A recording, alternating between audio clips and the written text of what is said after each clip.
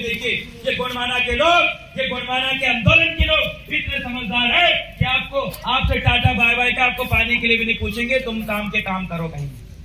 लेकिन इस पीला गमछा डाल के आके हमारे लोगों में भ्रम की स्थिति पैदा किया जा रहा है और बोला जा रहा है हम तो तुम्हारे ही वाले हैं, आओ हमारे साथ सभा में आओ। मेरे साथियों, आज दादा मनमोहन साहब भट्टी, दादा हीरा सिंह मरकाम, दादा मोतीराम कंगाली जी अगर हमारे बीच में होते तो आज ऐसे निकम्मे लोगों को वो बोलते कि आप गोंडवाना आंदोलन को बदनाम तो मत करो, ये बहुत पवित्र आंदोलन है। मेरे साथियों, इस गोंडवाना आंदोलन को, इस पीले गमछा को कोई दूसरे लोग इस्तेमाल बाद में कर रहे हैं। हमारे दुश्मनों के सेनापति बन के हमारे ही भाई जाके पीला गमछा डाल के इस आंदोलन को बदनाम करते हैं। इस गोंडवाना आंदोलन की ये जो लड़ाई है, ये हमारी लड़ाई है और इस गोंडवाना आंदोलन को खत्म करने के लिए इससे पहले भी कितने षड्यंत्र चले। दादा भट्टी जी और दादा गोंडवाना आंदोलन के जितने भी लोग थे कितने जेल में गए, आप इस बात से भली भांति वाकिफ हैं। बहुत आंदोलन करे और आज यही गोंडवाना से निकलने के बाद कुछ लोग दूसरी पार्टियों में जाकर इस पीले गमछा के नाम पे अगर वोट मांगते हैं तो ऐसे लोगों से दूर रहें, सावधान रहें और हम युवाओं का साथ दें। क्योंकि मेरे साथियों, जब जब आपकी माताओं बहनों के साथ कोई छेड़खानी करता है, जब जब आपकी कोई जमीन छीनता है, जब जब आपके हक और अधिकार के लिए लड़ने की बात आती है, जब जब आपके बच्चों की शिक्षा के लिए लड़ने की बात आती है, जब जब आपके स्वास्थ्य और हॉस्पिटल सुविधाओं के लिए लड़ने की बात आती है, तो आपके ऊपर जब अन्याय होता है, जब आप पीड़ित होते हो, तो पीले गमछा वाले गोंडवाना के लोग आंदोलन करने के लिए आते हैं। बड़ी मेहनत से आंदोलन कर करके, बड़ी मेहनत से रात दिन सभा कर करके, बड़ी मेहनत से आपके बीच में भूखे पेट आके इस गोंडवाना आंदोलन को हम युवाओं ने और हमारे बुजुर्गों ने बड़ी मेहनत से बचाया है।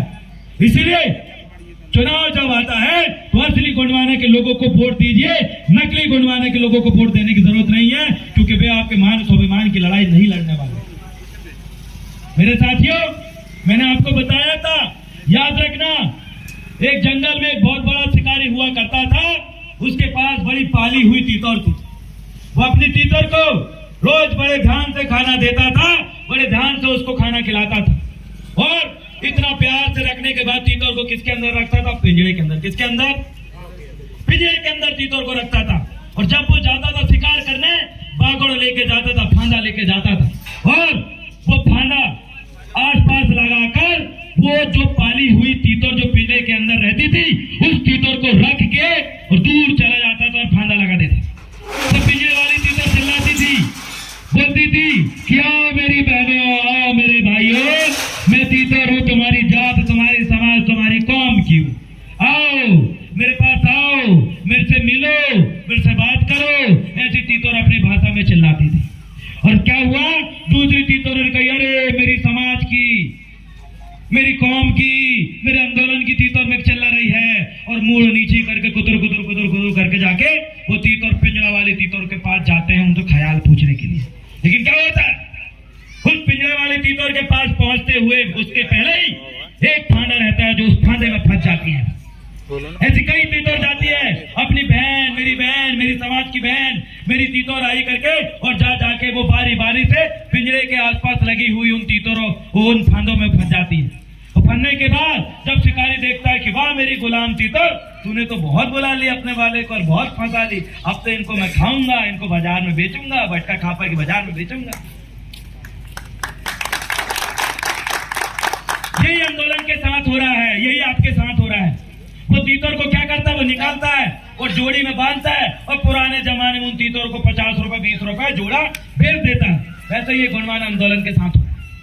वो तीतर उन्हीं की कौम की थी, इसलिए बाकी तीतर उनसे मिलने के लिए गई। उन्हीं की कौम की तीतर थी, उन्हीं की भाषा बोलती थी, इसलिए वो तीतर उनके पास गई थी। लेकिन उनको एहसास नहीं था कि जो तीतर चिल्ला रही है वो गुलाम तीतर है, वो आजाद तीतर नहीं है। और गुलाम तीतर ने जब उनको खींची, वैसे ही गोंडवाना के लोग भी हैं।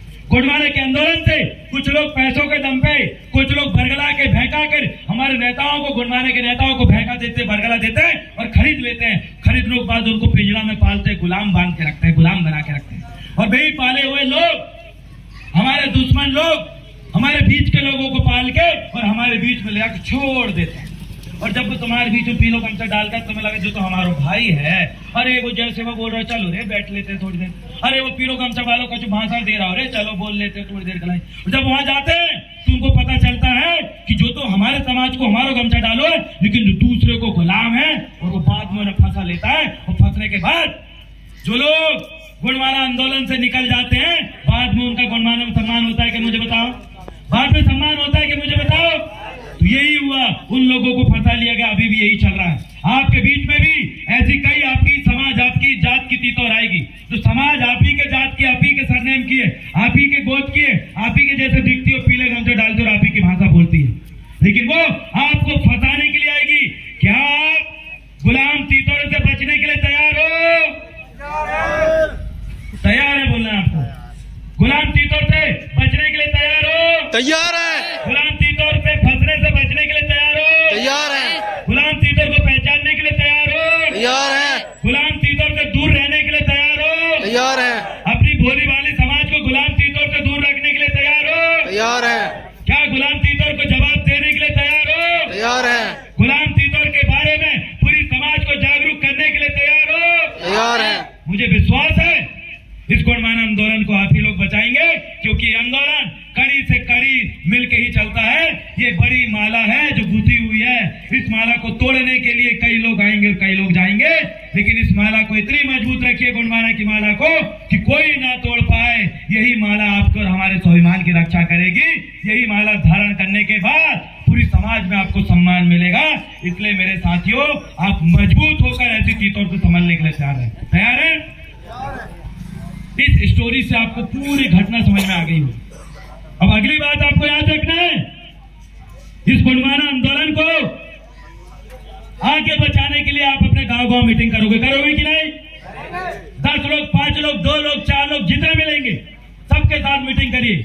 और इस गुणमाना के नेताओं को जिताने के लिए आप मोबाइल उठाइए, वो 25-25 लोगों को फोन लगाना शुरू करिए कि आपको फलाने व्यक्ति को वोट देना है। आप अगर अमरवाड़ा में रहते हो तो छिंदवाड़ा के जो रिश्तेदार है उनको फोन लगाइए, तुम्हारे क्षेत्र में जो गुणमाना खड़ा हो उसी को वोट देना। आप भटका कापा में रहते हो, आपके रिश्तेदार वो उधर है, हमारा वो क्या बोलते हैं डिंडोरी में, वहां फोन लगाइए और बोलिए कि गुणमाना के लोगों को ही वोट देना भैया। आपके रिश्तेदार वो नरसिंहपुर में, वहां पर ही बोलिए कि वोट देना है तो गुणमाना के ही लोगों को देना। आपके रिश्तेदार इतामिया, चौरई, पानुरना में है, फोन लगाइए, उठाइए, 25 लोगों को हर रोज फोन लगाइए और बोलिए कि वोट गुणमाना को देना है। एक व्यक्ति जब 25 लोगों की जिम्मेदारी ले लेगा, याद रखना, मात्र 1 लाख लोग अगर फोन लगाने लगे तो आपका फोन 25 लाख लोगों को जाएगा। कितने लाख लोगों को? अरे 25 लाख लोगों में कोई कितने सांसद, कोई कितने विधायक, कोई कितने, सब बना डालो। बस जो ही काम था। हमारे पास पैसा नहीं है भाई, अपन लोग अमीर नहीं है, पैसा नहीं है। हम लोगों ने विधायक बनाते हैं तो नोट और वोट अपने पास से देकर बनाते हैं। इसलिए गुणमाना का कोई भी प्रत्याशी आपके पास वोट मांगने के लिए आए तो उनको बोलना, मेरे घर में 10 वोट है, 10 वोट हम देंगे, और जो हमारे तरफ से हर वोट के 10 रुपए भी तक दे रहा है, ये ले बेटा, जा चुनाव लड़, गुणमाना का आशीर्वाद तेरे साथ है। किसी के सामने, कोई कांग्रेस बीजेपी के सामने हाथ फैलाने की जरूरत नहीं है। जब तक गुणमाना के चारे जिंदा है, जब तक गुणमाना की माताएं जिंदा है, तेरे को भरपूर आशीर्वाद मिलेगा और दिल खोल के वोट मिलेगी। ये बोल के आप प्रत्याशी को मनवाल बढ़ाओगे। इन बातों को याद रखिए और अपने लोगों तक पहुंचाइए, तभी आंदोलन बचेगा। नहीं तो फिर कोई नेता निकले और जो कहे कि मैं तो कई साल से नहीं जीत पाऊं, एकला ही मैं बीजेपी से टिकट लाऊं और जीत। ओके बोलो, घुमाते भी जाना। ये गुणमाना के दरिया समाज, गौंड समाज, भारिया समाज, मेहरा समाज, कतिया समाज, मुस्लिम समाज, ईसाई समाज, ये सब गुणमाना को जोड़ रहे हैं। हाँ, और इनसे आशीर्वाद ले। गुणमाना के लोगों को जब तेरे पास आशीर्वाद रहे तो बेटा कोई पैर पड़ाने की, कोई सामने भीख मांगने की जरूरत नहीं है। ऐसा तुम्हें जवाब देना, ऐसा जवाब देना शुरू करिए। जवाब देना शुरू कर दोगे तो कोई हमारे लोग इन पार्टियों में जाके जुड़ेंगे नहीं। गुणमाना के मान, सम्मान, स्वाभिमान और इस गुणमाना की लाज बचाने के लिए काम करेंगे। अरे हम तो ऐसे नेताओं को हम अच्छी तरह से पहचानते हैं जो सिर्फ संडास, बाथरूम, यात्री प्रतीक्षालय और टैंकर देने लायक विधायक बने।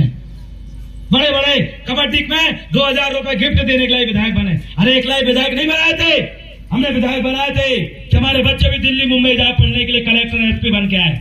हमने इसलिए विधायक बनाए थे कि हमारे लोगों का भी प्राइवेट हॉस्पिटल से अच्छा सरकारी हॉस्पिटल में इलाज हो, हमने इसलिए विधायक बनाए थे कि हमारा ST/SC एक्ट, आरक्षण में प्रमोशन, ओल्ड पेंशन और विद्यार्थियों को बराबर छात्रवृत्ति, छात्रावास की सीटें बढ़े, हमारे हक और अधिकार बचाने के लिए हमने विधायक बनाए थे। ये क्या करने लगे विधायक बनाने के बाद? भाई संडाल बना रहा है, यात्री प्रतीक्षालय बना रहा है, टैंकर दे रहा है। अरे 1 लाख विधायक बन रहे तो क्या कोई पटेल के बोल देते रहे, वही दे देते क्या? अरे विधायक बच्चों का भविष्य बनाने के लिए बनाए हमने, संडास बाथरूम और टैंकर बांटने के लिए नहीं बनाए। अरे हमारे बच्चा अगर कलेक्टर SP बन जाएगा तो कई टैंकर और कई संडास बाथरूम पूरे गांव में बना देगा। हमारा बच्चा अगर पढ़े लिख लेगा तो कई बड़ा व्यापारी बन जाएगा, वैज्ञानिक बन जाएगा और आगे बढ़ जाएगा। अब तुम हमसे शिक्षा का अधिकार छीन लिए हो, प्राइवेट स्कूल खोल लिए हो, प्राइवेट अस्पताल खोल लिए हो, हमारे लोग लटक रहे सरकारी अस्पतालों में, हमारे बच्चे पढ़ रहे हैं सरकारी स्कूलों में और तुम्हारे बच्चे पढ़ रहे हैं प्राइवेट स्कूलों में, और तुम जब बीमार होते इलाज करवाते प्राइवेट हॉस्पिटलों में। अरे हम इसलिए विधायक बनाए थे तुमको, इसलिए मुख्यमंत्री बनाए थे कि जितने प्राइवेट हॉस्पिटल है सब बंद हो और यहाँ के सांसद का भी इलाज वही सरकारी हॉस्पिटल में हो, वही सरकारी अस्पताल में हो जहाँ हमारा खेत का मजदूर खेती करके जहाँ इलाज कराता है, वही बाजू वालों पलंग में सांसद का भी इलाज हो। ऐसा सरकारी हॉस्पिटल हमें चाहिए। क्या हो रहा है? हमारे लोग जाते हैं भटका खापा जा रहे हमारवाड़ा से हॉस्पिटल में इलाज कराने के लिए जाते हैं, ऊपर टांग करके बाटल लगा के लटका के बाटल रख देते हैं। जब पूछते हैं डॉक्टर साहब का वह है तो 10:30 बजे उनका राउंड रहेगा, 10:30 कब तक आदमी मर जाए, बाटल लग जिंदा रख रहा है ये लोग। भाई प्राइवेट हॉस्पिटल में जाए 10 डॉक्टर आएंगे, दर इलाज करते हैं। अरे हमारे लोग, ये गांव के लोग जब जाते हैं यही मरम्मत होती है। हॉस्पिटलों में जाके आप देख लीजिए, ढंग से उनके ले जाने व्हील चेयर नहीं मिलती। हॉस्पिटल में जब रहते हैं तो इलाज करने के लिए वो नर्स मैडम देखती नहीं, मोबाइल व्हाट्सएप पे चैटिंग करते, फेसबुक और रील्स देखते हुए जीवन गुजार रही वहां बैठ के, तो हमारा व्यक्ति पलंग में तड़पता है। हमने विधायक और सांसद मुख्यमंत्री इसलिए बनाए, प्राइवेट हॉस्पिटल बंद होंगे तब जाके सरकारी हॉस्पिटलों की हालत सुधरेगी, तब जाके आपको बराबर से शिक्षा, वो आपको इलाज की व्यवस्था होगी। सरकारी हॉस्पिटल में, सरकारी स्कूलों में आपके बच्चों को सही शिक्षा तब मिलेगी जब प्राइवेट स्कूल बंद होंगे, और जब प्राइवेट स्कूल बंद होंगे तो यहाँ का कलेक्टर का बच्चा, यहाँ का TI का बच्चा भी आपके गरीब बच्चा बकरी चलाने वाले बच्चों के बाजू में बैठ के पढ़ाई करेगा, तब जाके स्कूल की व्यवस्था होगी। मैं आपको बता दूं, चुनिए, वोट देना अपने भविष्य बनाने वाले लोगों को। वोट मामूली चीज नहीं है। आप जिसको वोट देते हो वही तय करता है कि तुम्हारे हाथ में भीख मांगने का कटोरा होगा या हाईटेक कंप्यूटर होगा। ये वही वोट देकर जिसको नेता बनाते वही डिसाइड करता है, वही निर्णय लेता है। आप जिसको वोट देते हो वही निर्णय लेता है कि आपके केस 50 साल तक चलेंगे या आपका केस 6 महीने में जन सुनवाई करके, या फिर 6 महीने में वो केस कैसे खत्म हो, वो वही वोट देने वाले निर्णय करते हैं। आपके बच्चों के सही इलाज होना चाहिए या इलाज के अभाव में मर जाना चाहिए, ये वो वही वोट लेने वाले लोग निर्धारण करते हैं। इसलिए वोट मामूली चीज नहीं है, वोट बहुत बड़ी चीज है। यही वोट से किसी को राजा बनाते हो और यही वोट से किसी को हम भिखारी भी बनाते हैं। इसलिए मेरे समाज के लोगों, गोंडवाना आंदोलन के लोगों, सोच समझ के वोट देना, अपने बच्चों के लिए वोट देना। उनका भविष्य जो व्यक्ति बना सकता हो, जो आपके बच्चों का भविष्य बनाने की हिम्मत रखता हो, ऐसे लोग वोट देना। नहीं तो ये जो बच्चे जा रहे हैं इनसे पूछिए, कई स्थायी जाति प्रमाण पत्र नहीं बन पाए, तहसीलदार नहीं बना रहा। यही बच्चों से पूछिए कई स्कॉलरशिप नहीं मिल पाई है। यही बच्चों से पूछिए कि इनको स्कूल में जो साइकिल मिलती है वो कितनी घटिया क्वालिटी की साइकिल मिलती है। यही बच्चों से पूछिए कि जो कॉपी पुस्तक इनके हाथ में रखे हैं उसमें 28% GST लगा के 70 दिन सरकार ने इनकी किताबों को मेहनत कर दिया। 10 रुपए में मिलने वाली किताब 50 रुपए मिल रही है। इन बच्चों की शिक्षा काटने का, इन बच्चों की शिक्षा को अशिक्षा करने का या इनको अशिक्षित करने का काम भी यही सरकारों ने करी। याद रखिएगा, सस्ती किताब मिलेगी, सस्ती शिक्षा मिलेगी, तभी आपके बच्चे आगे बढ़ पाएंगे। अन्यथा अमीर का बच्चा अमीर बनता जाएगा और गरीब का बच्चा गरीब बनता जाएगा। ऐसी शिक्षा नहीं चाहिए। कलेक्टर अपने बच्चों को दिल्ली पब्लिक स्कूल में पढ़ाता है और गरीब अपने बच्चों को सरकारी स्कूल में पढ़ाना है। दिल्ली पब्लिक स्कूल में पढ़ा हुआ बच्चा 5 साल में अंग्रेजी बोलता है, और जो बच्चे जा रहे हैं इनमें से कोई 12वीं वाले बच्चे से रोक के पूछना कि बेटा 1ली से लेकर 12वीं तक अंग्रेजी पढ़ो, कि अंग्रेजी बोलना हाथ है। वो कहे 12वीं तक पढ़ो चाचा, लेकिन बोलना ही नहीं आता, बोलना ही नहीं आता। अभी इनमें से ये 5वीं तक पढ़ने के बाद इनसे पूछना तो मैं अंग्रेजी बोलना हाथ का, ये कहे नहीं आ रहा। और वही Delhi public school, private first step school और जो बड़े बड़े प्राइवेट स्कूलों में पढ़ाने वाले लोग अपने बच्चों को इन स्कूल में इसलिए पहुंचाते हैं 5 साल में अंग्रेजी बोलना सीख जाते हैं, भाषण देना भी सीख जाते हैं, डर भी भग जाते हैं, सब हो जाता है। लेकिन गरीब का बच्चा 12 साल अंग्रेजी पढ़ता फिर भी नहीं बोल पाता। ऐसी घटिया एजुकेशन आपको दिया जा रहा है। आपको लड़ना है अपने बच्चों के लिए, लड़ना है बढ़िया खेती किसानी के लिए, आपको लड़ना है आपके परिवार को न्याय मिले कोर्ट कचहरी में, इसके लिए। अन्यथा पूरे जीवन भर आंदोलन चलता रहेगा। विधायक बनेंगे, जाएंगे, हारेंगे, चुनाव आएगा और जाएगा, लेकिन हमारे बच्चों को भी वही प्राइवेट स्कूल जैसी शिक्षा मिले, इसके लिए आपको ऐसे लोगों को वोट देना। कई ऐसे स्कूल है जहां पर माँ साहब आते हैं और मोबाइल चलाते रहते हैं, कई ऐसे स्कूल है जहां पर माँ साहब जाते ही नहीं और स्कूल खुला रहता है, कई ऐसे स्कूल है जहां का रिजल्ट बहुत घटिया है, हमारे बच्चों ढंग से पास नहीं हो पाते। शिक्षा जब नहीं सुधरेगी, आज के बच्चे आने वाले भविष्य के, हमारा आने वाला भविष्य होता है, और उस भविष्य को खराब करने के लिए ये सरकार क्या काम कर रही है आप देखिए और सोचिए। अभी मुख्यमंत्री जी का बयान आया था कि आदिवासी बच्चों को महुआ की दारू बनाना सिखाएंगे। अच्छा, आदिवासी बच्चों को महुआ की दारू बनाने की ट्रेनिंग दे हो और समूह वाली महिला को दारू बेचने की ट्रेनिंग दे, बोले मतलब डोकरा भी दारू पिएगा, डोकरा की डुकरी भी दारू पिएगी और उनकी टूरा टूरी भी दारू पिएंगे और सब रे दारू पीकर रोड में पड़ रहे हैं और बर्बाद हो जाओ, बस यही चाह रहे हैं। अरे सरकारी जो दारू की भट्टियां चल रही है उन भट्टियों को बंद करो। फिर बच्चों से पूछिए इनके पापा जब दारू पी के इनकी मम्मी को मारते हैं उस समय इनके दिल में क्या बीतती है। इन बच्चों से पूछिए इनके पिताजी जब दारू पी के बीच रोड में पड़ रहे थे तब इन बच्चों के दिल में क्या बीतते हैं। इन बच्चों से पूछिए जब इनके माता पिता दारू पी के इनके शिक्षा की स्कॉलरशिप की व्यवस्था नहीं कर पाते, इनसे पूछिए। और ये सरकार दारू बेचने की ट्रेनिंग देंगी महिलाओं को और बच्चों को महुआ की दारू बनाना सिखाएंगे, ये विकास करेंगे ये लोग। मैं आपको बता रहा हूं, आपका विकास नहीं, आपके विनाश की रणनीति बनाई जा रही है। आपको विकास की नहीं, विनाश की योजना बनाई जा रही है। अरे यही बच्चियां देखना लकड़ी लेने के लिए जंगल जाती थी, गट्ठावर मूड में लकड़ी लेकर आती थी। क्यों? क्योंकि 1100-1200 रुपए सिलेंडर दिया गया था। साल भर इन बच्चियों ने 1100-1200 रुपए सिलेंडर ना लेते हुए जंगल से लकड़ी लेके आई और जब जैसो चुनाव हुआ तो मुख्यमंत्री जी और भाजपा की सरकार कहती है कि आपको 400 रुपए सिलेंडर देंगे। कहा भैया वही 1200 रुपए दो ना, चुनाव आते ही सस्ता कर दो और चुनाव फिर चल जाओ फिर महंगो कर दो। यही महिलाएं कोरोना के समय बिना जूता चप्पल के हजारों किलोमीटर पैदल चल के अपने घर पहुंची थी। यही लोग बाहर जब काम करने गए थे तो बिना जूता चप्पल के घर आए थे, भोजन नहीं था। यही लोग भूखे पेट चले थे, उस समय कोई लाडली बहनें नहीं आई। जिस समय एक महिला का कोरोना में पैदा चलते हुए बच्चों को जन्म दी थी उस समय कोई लाडली बहनें नहीं थी। मणिपुर में यही आदिवासी